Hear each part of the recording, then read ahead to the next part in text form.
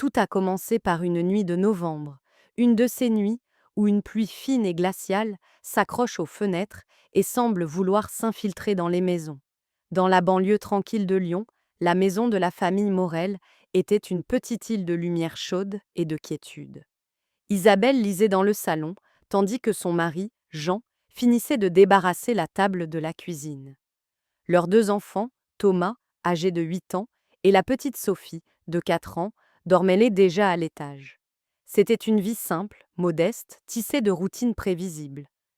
Ce soir-là, la routine fut brisée par un son étouffé, presque un gémissement, venu du perron. Jean, qui sortait la poubelle, s'arrêta net. Il ouvrit la porte et baissa les yeux.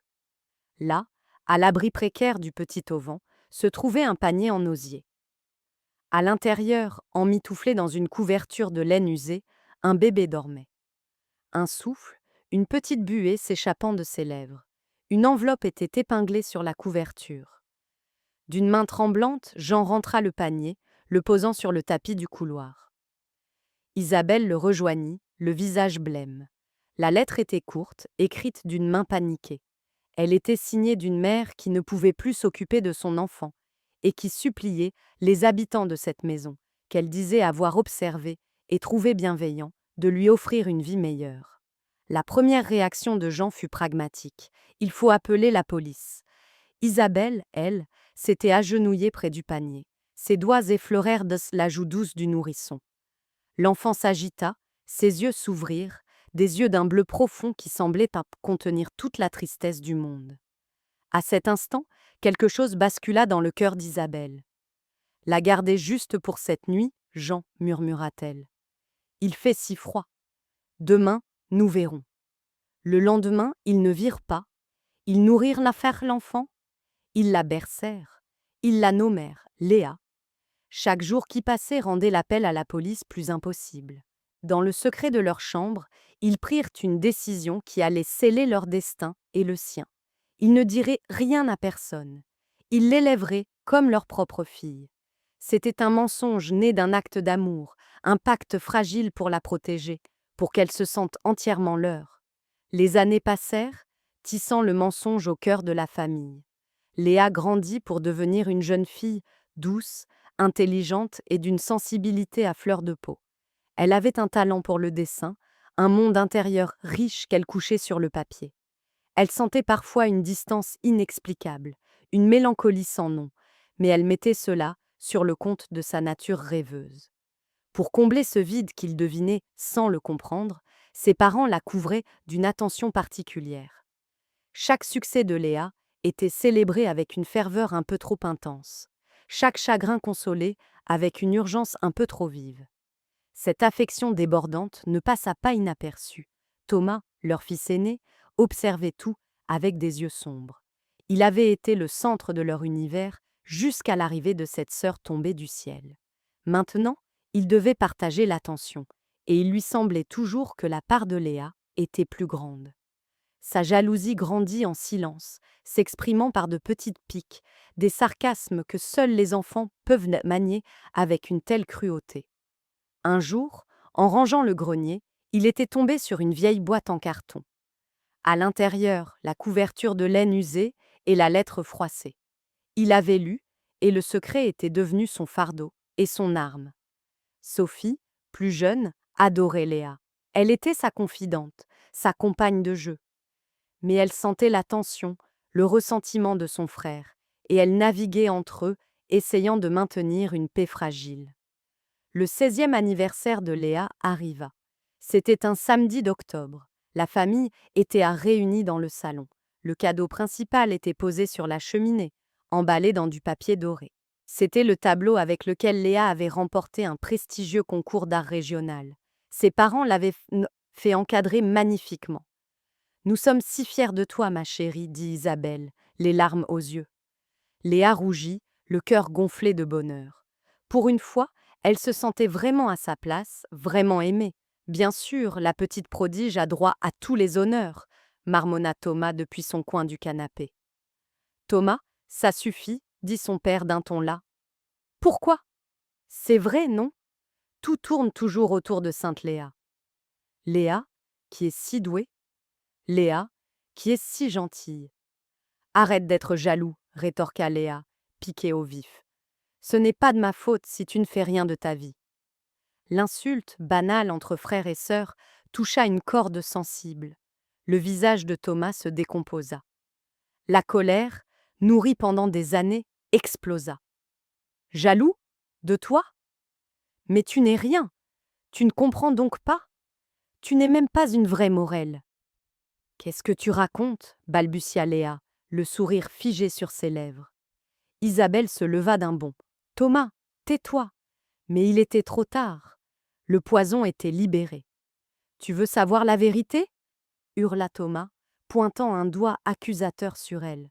Demande-leur où ils t'ont trouvé. Ils t'ont trouvé sur le paillasson, dans une stupide panier en osier, comme un chien abandonné. Tu n'es pas ma sœur, tu n'es personne. Les mots restèrent suspendus dans l'air, lourds, irrévocables. Jean enfouit son visage dans ses mains. Isabelle éclata en sanglots. Sophie poussa un cri étranglé. Léa, elle, ne bougeait plus. Elle regardait les visages défaits de ceux qu'elle avait toujours appelés ses parents. Elle voyait la pitié dans les yeux de sa sœur. Et dans le regard triomphant et haineux de son frère, elle voyait la confirmation. Le monde qu'elle avait connu, la seule vérité de sa vie, venait de se briser en 1000 morceaux. Le silence qui suivit fut plus assourdissant que n'importe quel cri. C'était le silence d'un cœur qui se fend. Le silence dans le salon était une chose solide, pesante, brisée seulement par les sanglots étouffés d'Isabelle. Le gâteau d'anniversaire, à moitié entamé, semblait une moquerie sur la table basse. Léa ne regardait plus son frère. Son regard était fixé sur Jean et Isabelle, et dans ses yeux bleus, il n'y avait plus de l'amour, mais une question glaciale. C'est vrai? Sa voix était si basse qu'ils l'entendirent à peine. Jean, le visage ravagé, ne put que hocher la tête. Isabelle s'avança, les mains tendues. Ma chérie, on peut t'expliquer. On t'aime tellement, Léa. On ne voulait pas te faire de mal. On voulait juste que tu sois notre fille, vraiment notre fille, sans aucune ombre du passé. C'était un secret pour te protéger. Protéger? Le mot sortit des lèvres de Léa, tordu par l'ironie. Vous ne m'avez pas protégée. Vous m'avez enfermée dans un mensonge. Toute ma vie, chaque souvenir, chaque fête, chaque câlin, tout était faux. Non, protesta Jean, les larmes coulant sur ses joues. L'amour n'était pas faux, jamais. Mais pour Léa, leurs paroles n'avaient plus de sens. L'amour ne pouvait pas grandir sur un sol empoisonné par la tromperie. Elle sentit une distance infranchissable se creuser entre eux comme une faille géologique. Elle les regardait, ces deux personnes qu'elle avait adorées, et ne voyait que des étrangers. Sans un mot de plus, elle leur tourna le dos et monta les escaliers. Sa chambre, son refuge, avec ses dessins épinglés au mur et ses livres empilés, lui parut soudain être la chambre d'une autre. Une fille qu'elle ne connaissait pas. Une fille qui avait cru à une fable. Mécaniquement, elle attrapa un sac à dos et commença à le remplir. Quelques vêtements, son carnet de croquis et le peu d'argent qu'elle avait économisé. Il l'attendait, en bas de l'escalier, un mur de désespoir. « Léa, ne fais pas ça, s'il te plaît », supplia Isabelle en s'agrippant à son bras. « Où iras-tu ?»« Loin d'ici, » répondit Léa, en se dégageant doucement. Sophie, sa petite sœur, se jeta à ses genoux, s'accrochant à son jean, le visage inondé de larmes. « Ne pars pas, Léa. Reste avec moi. » Léa sentit une pointe de douleur, la première vraie fissure dans son armure de glace. Elle caressa les cheveux de Sophie. « Je suis désolée, sot. » Puis elle regarda Thomas, qui se tenait en retrait, le visage blême, déjà horrifié par l'incendie qu'il avait déclenché. Leurs regards se croisèrent une seconde, et dans le sien, Léa ne vit que du vide. Elle se tourna vers ses parents une dernière fois. « Je ne sais pas qui vous êtes, dit-elle, sa voix stable, presque clinique. Mais vous n'êtes pas ma famille. » Elle ouvrit la porte et plongea dans la nuit froide de novembre, sans un regard en arrière. Elle prit le premier train pour le sud, sans destination précise, fuyant son passé. Elle choisit Marseille, une ville si grande, si chaotique et si indifférente qu'elle espérait pouvoir s'y dissoudre, y devenir invisible. Les premières années furent une lutte acharnée pour la survie. La jeune fille douée pour l'art, destinée à une école prestigieuse, devint une serveuse dans une brasserie bruyante du Vieux-Port, puis une femme de ménage dans des hôtels impersonnels. Elle vivait dans des chambres de bonne minuscules, où l'odeur de l'humidité ne partait jamais. La pauvreté était une chose, mais la solitude en était une autre. Elle s'était construit une forteresse intérieure. La méfiance était son bouclier. Elle était polie, mais distante. À l'université, où elle suivait des cours du soir en histoire de l'art pour ne pas laisser son esprit mourir, elle repoussait poliment toutes les invitations. Une camarade de classe l'invita un jour à un dîner de famille. À la simple mention du mot famille, Léa sentit la panique monter et prétexta un travail urgent. Un jeune homme, un artiste peintre, lui fit une cour timide. Il aimait ses dessins, il disait qu'elle avait un talent rare. Après quelques rendez-vous, il tenta de lui prendre la main. Elle se retira comme si elle s'était brûlée et ne répondit plus jamais à ses appels. L'intimité était un territoire ennemi. La confiance, une langue étrangère qu'elle avait oubliée. Son seul exutoire était son carnet de croquis. Mais les paysages lumineux de son enfance avaient laissé place à des portraits sombres, des visages sans yeux, des silhouettes solitaires perdues dans des villes tentaculaires. Son art était le miroir de son âme, talentueux mais brisé. Ainsi passèrent 6 années. Léa avait maintenant 22 ans. Elle n'était plus une adolescente en fuite, mais une jeune femme endurcie. Elle avait réussi à trouver un poste de vendeuse dans une librairie d'art, un petit havre de paix. Elle avait son propre studio, un petit appartement sous les toits, enfin propre et lumineux. Elle avait atteint une forme de stabilité, mais son cœur restait un lieu clos, verrouillé, à double tour. Un dimanche après-midi, en faisant un grand nettoyage de printemps, elle tomba sur une petite boîte en carton qu'elle avait emportée avec elle lors de sa fuite. Elle contenait quelques photos d'enfance qu'elle n'avait jamais eu le courage de regarder et quelques babioles. Au fond, enveloppée dans un morceau de tissu, elle trouva un objet qu'elle avait presque oublié. C'était un petit oiseau en bois, sculpté de manière simple mais élégante, ses ailes polies par le temps. Elle se souvint. C'était le seul objet qui ne venait pas de sa famille adoptive. Il avait été là, dans le panier, posé à côté d'elle. Elle le prit dans sa main. Le bois était chaud, presque vivant. Pendant 6 ans, elle avait lutté pour effacer son passé, pour se construire une identité à partir de rien. Elle avait rejeté, avec la même force, la famille qui l'avait menti et celle qui l'avait abandonnée. Mais en tenant ce petit oiseau, ce talisman silencieux, une nouvelle émotion, différente de la colère, commença à germer en elle.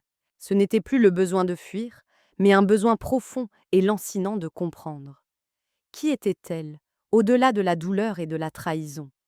Qui était la femme qui l'avait laissée sur un perron avec pour seule compagnie un petit oiseau de bois? La colère qui l'avait nourrie pendant tant d'années commençait à s'effriter, laissant place non pas au pardon, mais à une immense question. Et Léa comprit que pour pouvoir un jour construire son avenir, elle devait d'abord trouver les véritables racines de son passé. Léa garda le petit oiseau de bois sur sa table de chevet. Chaque matin, c'était la première chose qu'elle voyait. Un talisman silencieux qui posait une question sans réponse. La colère qui l'avait nourrie pendant tant d'années commençait à s'effriter, laissant place à une curiosité profonde, presque douloureuse. Elle commença une recherche discrète, passant des heures à la bibliothèque municipale, épluchant les archives des journaux de l'année de sa naissance. Elle cherchait un entrefilet, une brève mention d'un nouveau-né abandonné à Lyon. Mais il n'y avait rien. C'était comme si elle n'avait jamais existé avant ce soir de novembre. Un jour, à la librairie, sa collègue et unique amie, Camille, la trouva en train de fixer le vide, l'air perdu. « Tu cherches un fantôme, Léa ?» lui demanda-t-elle doucement. « Parfois, les fantômes ne sont pas dans les vieux papiers, ils sont dans notre sang. Ma cousine a fait un de ces tests ADN pour s'amuser. Elle a découvert toute une branche de sa famille, en Italie. L'idée parut d'abord absurde à Léa, une distraction pour des gens en quête d'exotisme. Mais la suggestion fit son chemin. Et si la réponse n'était pas dans le passé, mais à l'intérieur d'elle-même? Après des semaines d'hésitation, elle commanda un kit en ligne. Le processus fut simple, presque clinique. Un prélèvement de salive, un tube à renvoyer. Puis, l'attente commença. Près de 2 mois plus tard, un courriel arriva. Vos résultats ADN sont prêts. Son cœur se serra. Elle se connecta au site, les mains moites. Elle parcourut les pourcentages d'origines ethniques sans grand intérêt. Puis, elle vit l'onglet Correspondance ADN. Elle cliqua. Et là, en haut de la liste, une ligne fit vaciller son monde. Correspondance de parenté proche, mère biologique. Un nom était attaché, Hélène Blanchard. Le souffle coupé, elle fixa le nom. Hélène. Ce n'était plus un fantôme. C'était une personne. Une vague d'émotions contradictoires la submergea. Une fureur ancienne, une peur viscérale, et sous tout cela, une lueur tremblante d'espoir. Le site lui offrait la possibilité d'envoyer un message. Pendant des jours, elle écrivit et effaça des dizaines de brouillons, des messages de haine, des questions désespérées, des plaidoyers. Finalement, elle opta pour la simplicité la plus neutre. Vous ne me connaissez pas, mais je crois que nous avons un lien biologique. Je suis née le 5 novembre 1998 et j'ai été abandonnée à Lyon. La réponse arriva moins d'1 heure plus tard. Un message court, paniqué, qui semblait chargé de toutes les larmes d'une vie. Je vous en prie, il faut que l'on se voie. La rencontre eut lieu dans une petite ville de la côte bretonne, à des centaines de kilomètres de Marseille. Un monde de granit gris, de vent salé et de ciel changeant. Léa attendait à la terrasse d'un café, face au port. Chaque femme d'une 50aine d'années qui passait faisait bondir son cœur. Puis, une silhouette frêle s'approcha, hésitante. Elle était plus petite que Léa ne l'avait imaginé, ses cheveux grisonnants coupés courts, son visage marqué par une fatigue profonde. Mais ses yeux, c'étaient les mêmes yeux bleus. La conversation fut d'abord maladroite, remplie de silence pesant. Puis Hélène commença à parler, et les mots se déversèrent comme une digue qui cède. Elle raconta l'histoire d'une jeune fille de 16 ans, issue d'une famille catholique et autoritaire. Tombée amoureuse du mauvais garçon, la grossesse cachée, la panique, la terreur. Ses parents l'avaient menacée de l'envoyer dans un couvent, de lui enlever l'enfant à la naissance. Alors elle s'était enfuie à Lyon, sans un sou, seule. J'ai accouché seule, dans une petite chambre que je sous-louais, dit Hélène, la voix brisée. Je t'ai gardée avec moi pendant 3 jours. 3 jours, c'était à la fois une éternité et un instant, mais je n'avais rien. Pas de travail, pas de toit, pas d'avenir à t'offrir. J'ai passé des jours à marcher, à chercher, et j'ai vu cette maison. Il y avait des jouets d'enfants dans le jardin, une lumière chaude aux fenêtres. J'ai vu un couple qui riait, ils avaient l'air gentils. C'était la chose la plus difficile que j'ai jamais faite, te laisser. Mais c'était aussi, je le croyais, le plus grand acte d'amour dont j'étais capable. Léa l'écoutait, la colère qu'elle avait entretenue pendant si longtemps, se dissolvant lentement, remplacée par une tristesse immense et partagée. « Et l'oiseau en bois » demanda-t-elle. Hélène eut un faible sourire. « C'était à mon père, ton grand-père. Il l'avait sculpté pour moi avant de mourir. C'était la seule chose de valeur que je possédais. Je voulais que tu aies quelque chose de nous. » Puis, le regard d'Hélène se voila. « Il y a une autre raison pour laquelle je me suis inscrite sur ce site, Léa. Une raison plus urgente. » Elle hésita, puis plongea son regard dans celui de sa fille. « Je suis malade. J'ai une cardiomyopathie héréditaire, une maladie du cœur. Mon médecin m'a dit qu'il était crucial que je prévienne mes enfants, si j'en avais. Je ne savais pas comment te retrouver. C'était une bouteille à la mer. » Cette révélation changea tout. Léa regarda sa mère et pour la première fois, elle ne vit pas la femme qui l'avait abandonnée. Elle vit une femme qui, même au seuil de la mort, avait essayé de la protéger. L'abandon lui avait donné la vie, et cette confession, 30 ans plus tard, pouvait peut-être la lui sauver. Léa resta en Bretagne. Elle ne s'installa pas chez Hélène, mais loua une petite chambre dans le village. Chaque jour, elle passait quelques heures avec elle. Elle ne parlait pas beaucoup du passé. Elle parlait de livres, de la mer, des souvenirs d'enfance d'Hélène. Léa lui montrait ses dessins. Hélène lui racontait la vie de ce grand-père qu'elle n'avait jamais connu. Ce n'était pas une relation mère-fille passionnée. C'était quelque chose de plus calme, de plus fragile. la rencontre de deux étrangères qui partageaient la même blessure et le même sang. Hélène s'éteignit 3 semaines plus tard, paisiblement, dans son sommeil. Avant de mourir, elle avait serré la main de Léa. « Je ne te demande pas de me pardonner, lui avait-elle murmuré, juste de comprendre. Léa se chargea des funérailles. En triant les quelques affaires d'Hélène, elle trouva une boîte remplie de lettres, jamais envoyées, toutes adressées à ma petite fille. En les lisant, elle découvrit 30 ans de regrets, d'amour et de solitude. Debout sur une falaise surplombant la mer déchaînée, Léa sentit une page se tourner. La colère avait disparu, remplacée par une paix douce amère. Elle avait pardonné à cette mère fantôme. Cet acte de pardon, si longtemps impensable, l'avait changée. Il avait ouvert une brèche dans sa forteresse. Et à travers cette brèche, une nouvelle pensée, terrifiante et nécessaire, commença à se frayer un chemin. Elle avait fait la paix avec la mère qui lui avait donné la vie. Il était maintenant temps d'affronter ceux qui la lui avaient menti. Le retour de Bretagne fut un long voyage silencieux à travers la France, un pèlerinage à rebours. Léa n'était plus la jeune fille en fuite qui avait pris le premier train vers l'inconnu. Elle était une femme qui revenait sur ses pas, non pas pour chercher un refuge, mais pour faire face aux fantômes. Dans le compartiment du train, le paysage défilait, mais son regard était tourné vers l'intérieur. Elle avait pardonné à Hélène. Ce pardon, accordé à une quasi-inconnue, lui avait semblé étrangement facile, une absolution offerte à une tragédie lointaine. Mais pardonner à Jean et Isabelle, c'était une autre affaire. La trahison de ceux qui vous ont élevé laisse des cicatrices plus profondes, plus complexes. Elle ne retournait pas à Lyon pour une réconciliation joyeuse, elle le savait. Elle n'était même pas sûre de pouvoir leur pardonner.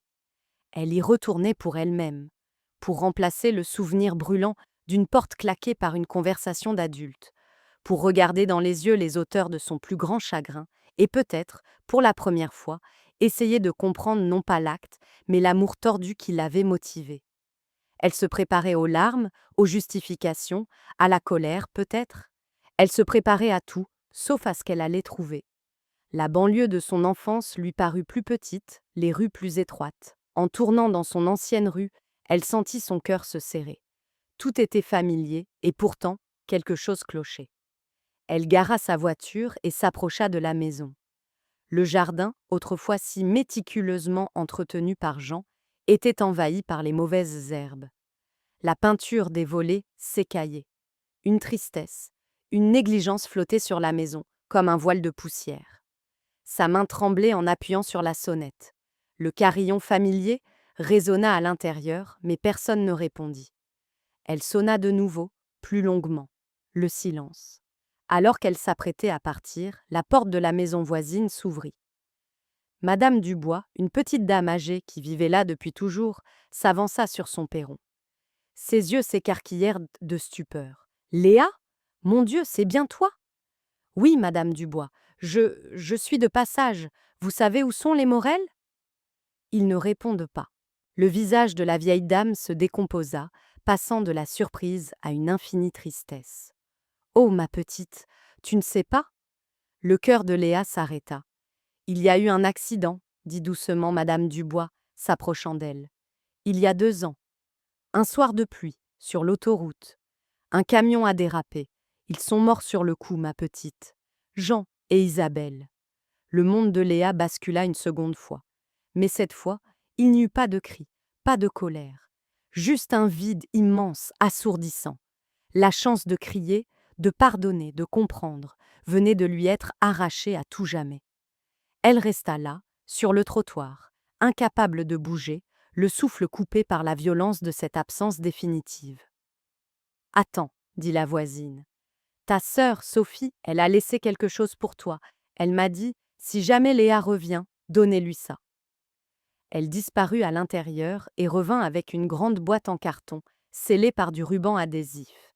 Léa la prit, le poids de la boîte semblant contenir le poids de toutes ces années perdues. Elle remercia la vieille dame d'une voix blanche et retourna à sa voiture. Elle conduisit jusqu'à un parc voisin, celui où son père l'emmenait jouer quand elle était petite. Assise sur un banc face au lac, elle ouvrit la boîte. À l'intérieur, des dizaines de lettres, toutes adressées à elle, écrites sur plusieurs années. certaines de la main ronde et appliquée d'Isabelle, d'autres de l'écriture plus nerveuse de Jean. Elle en prit une au hasard. Maléa, commençait la lettre d'Isabelle. C'est ton 18e anniversaire aujourd'hui. Nous n'avons pas de nouvelles. Le silence est la pire des punitions. Thomas est parti. Il ne supporte pas ce qu'il a fait, ce que nous avons fait. La maison est si vide sans tes rires. Je sais que nous avons tout gâché par peur de te perdre. Quel paradoxe terrible. J'espère seulement que tu es en sécurité. Je t'aime, maman.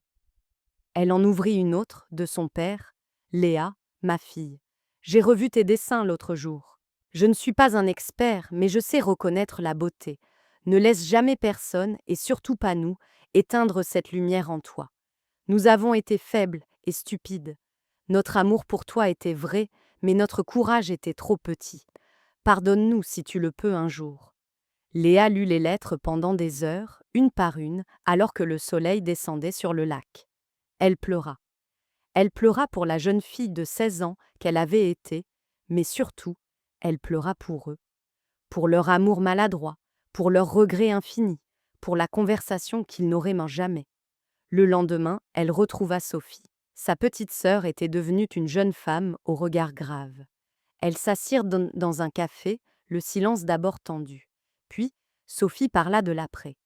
Du départ de Thomas, rongé par la culpabilité, qui vivait désormais à l'autre bout de la France.